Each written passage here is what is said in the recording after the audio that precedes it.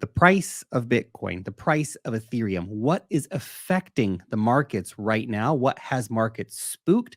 What are some factors that we need to be paying attention to? They're actually pretty interesting and bullish at the same time, as well as we have all this fear stuff going on.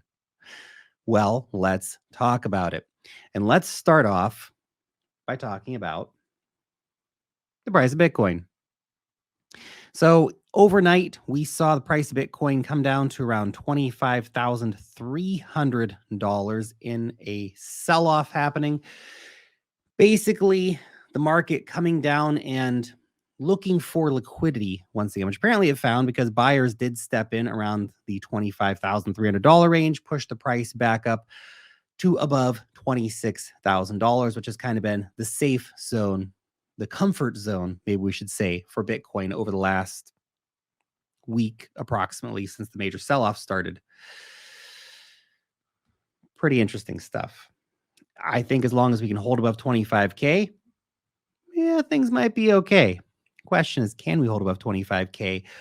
Is Bitcoin strong enough to hold above 25K in spite of all of the bad stuff happening out there in the markets, including some crypto specific things, as well as more macro stuff that we see happening in the markets? I think Bitcoin will be pretty responsive to any sort of crisis in the markets. So 20K becomes our next very important zone if buyers cannot keep stepping up here around the 25K zone.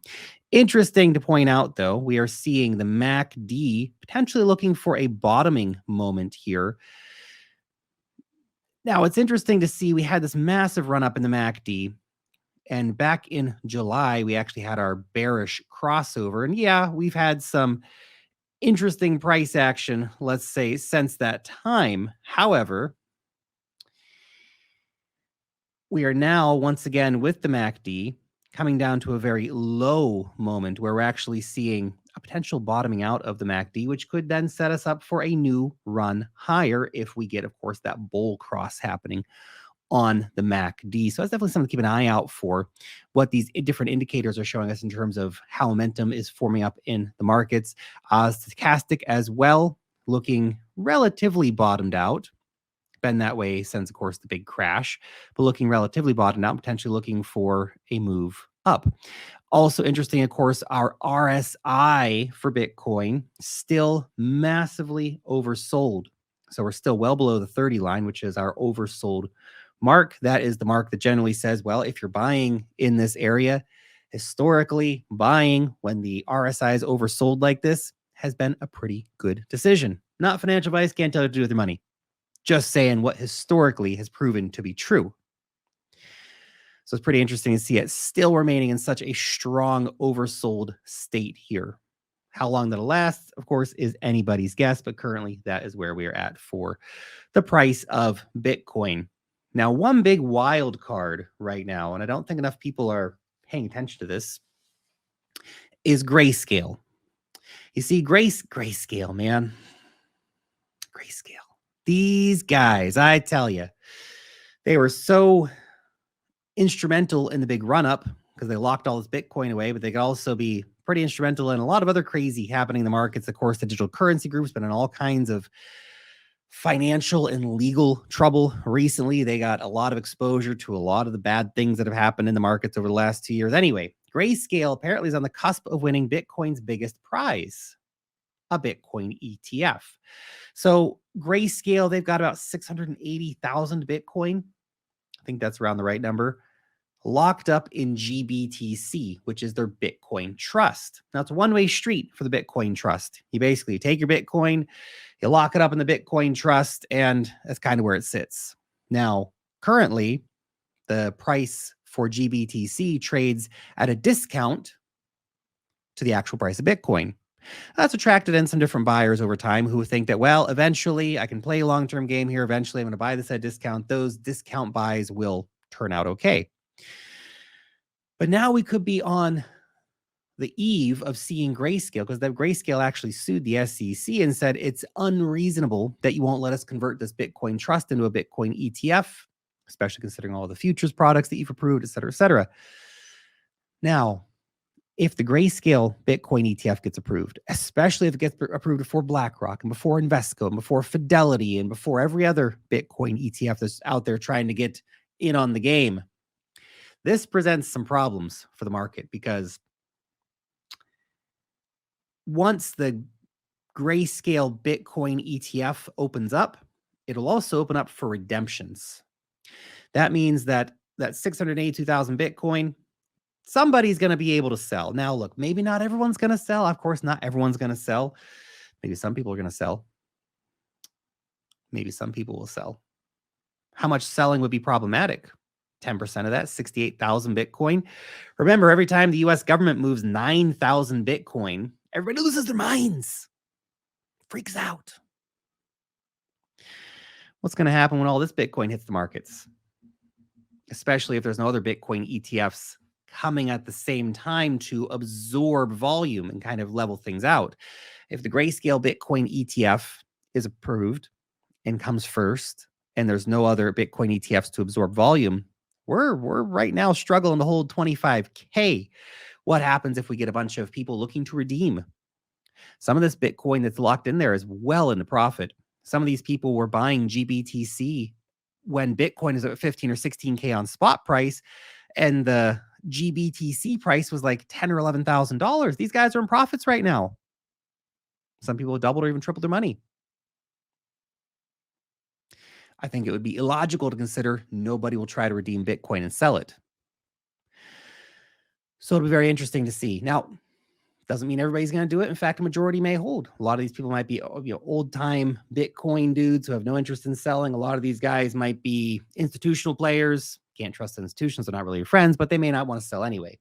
They might look and go, well, BlackRock's coming. Let's just hold on. We'll wait. So we'll see how that plays out. But I think that's a real wild card in the market right now. And then I don't even want to mention it necessarily, but hey, it's a reality, is that Mt. Gox Bitcoin is going to start coming to the market sooner than later.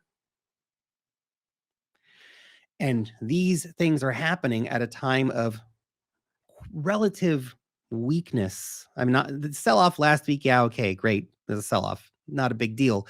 The problem is that there was no interest in Bitcoin, essentially. The markets had gone flat. The markets had basically died. Very little spot interest in buying Bitcoin. Everyone's like, yeah, I guess BlackRock buys someday, but maybe I'll just wait until that gets approved. We'll see. But I just want you to know that there are things weighing heavily on the market. There are threats in the market right now that are worth paying attention to. Here's an opinion from Mags. He says, Bitcoin's not going to 12K. Of course, we're starting to see the 12K calls come out again. Always the 12K calls. As he points out, 93% of all Bitcoin has been mined. BlackRock's going for Bitcoin ETF. We have a mysterious wallet that's accumulated $3 billion in Bitcoin in just 3 months. Bitcoin halving in just 8 months. Supply shock inevitable. Only 6.3% of the total Bitcoin supply left on exchanges. Europe just got its first spot Bitcoin ETF. Europe also has had spot Bitcoin ETPs for a while, which pretty similar to a Bitcoin ETF. Anyway, this is the quintessential reality of markets. Nobody knows what the heck is going on. There's always dangers and threats. There's always opportunities. There's always fundamental realities that paint bullish and bearish pictures. And if you're trying to figure out what the price of Bitcoin is going to do tomorrow or next week, you're probably going to be struggling and stressed out. If you're looking at Bitcoin, though, and saying, hey, you know what? Interesting price now. Maybe I'll add some. Hey, maybe this Grayscale thing happens and it brings the price down even more, and I can buy even more, because those people selling their Bitcoin, I mean, they're selling Bitcoin. Bitcoin's not going anywhere. BlackRock's still going to have a Bitcoin ETF. $20 to $30 billion of demand is still going to come into the markets, estimated. Prices will go up. Number will go up. So all of these fear events just become buying opportunities for the savvy investor who thinks long-term and not about next week, of course. Of course, the inflation monster also has not fully gone away. As Joseph Wang points out here, you'll be hearing more and more discussion about raising the inflation target. So maybe inflation at 3% is good enough. And we've heard the Fed say this. We've heard other officials say this. And while they're currently saying we want to get back to 2%, they previously said, yeah, maybe 3% is okay.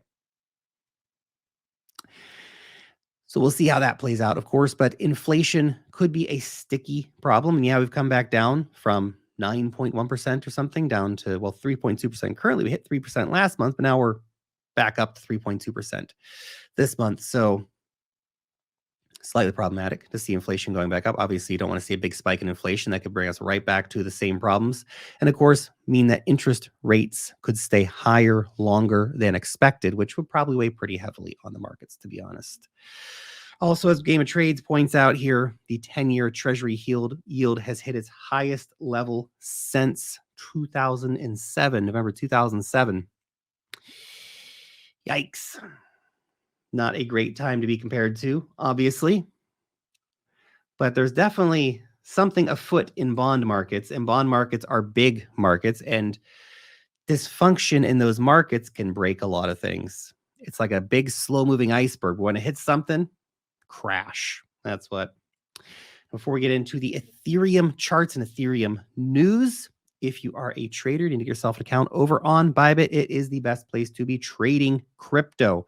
Whether you want to trade futures or spot markets or do copy trading, they got you covered.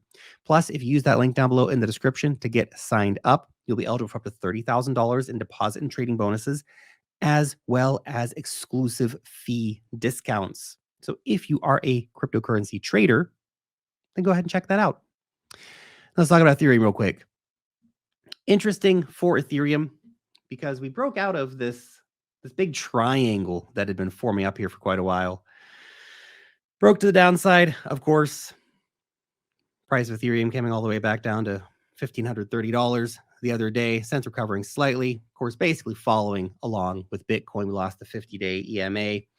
We lost the 200-day EMA. We lost the 200-day simple moving average, all of the major moving averages, all showing that the bears are back in control.